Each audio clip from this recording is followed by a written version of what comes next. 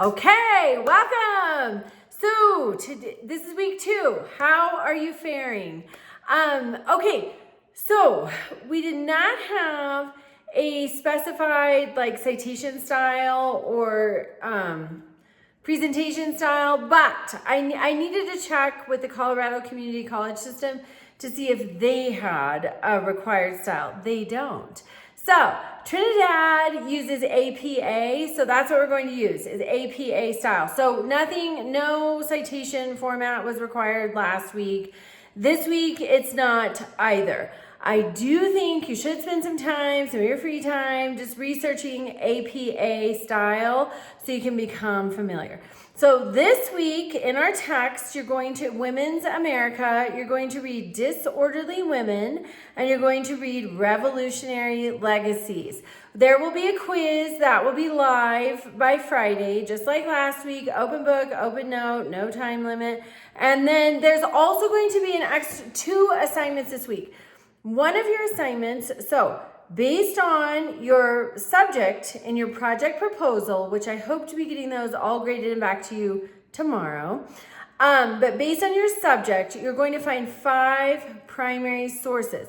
Primary sources are raw materials, a picture, a government proclamation, a Supreme Court case, something raw. Anytime you start to use the word background, context, anything like that, you're in a secondary source. If you say this source provides background, secondary source. This source provides context, secondary source. That's not a primary source. Primary source is raw. Nobody's describing it, it just is.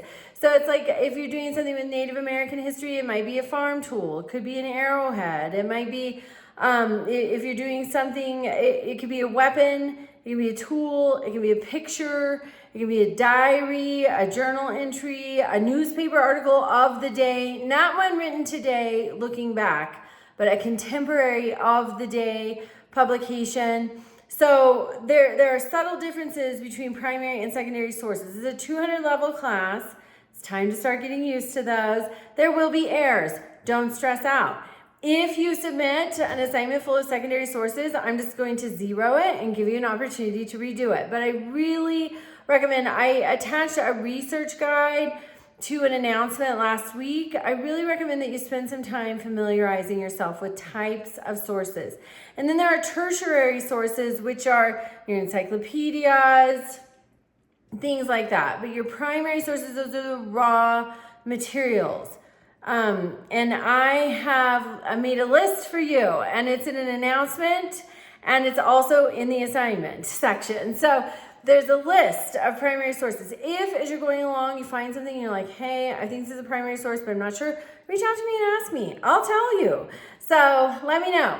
Okay, so that's the week. So keep checking back because no 2 of my classes are ever the same because of current events. That's why we study history. We see characteristics in current events, and so we're going to also be making that connection. So stay tuned, reach out with questions, and have a great week.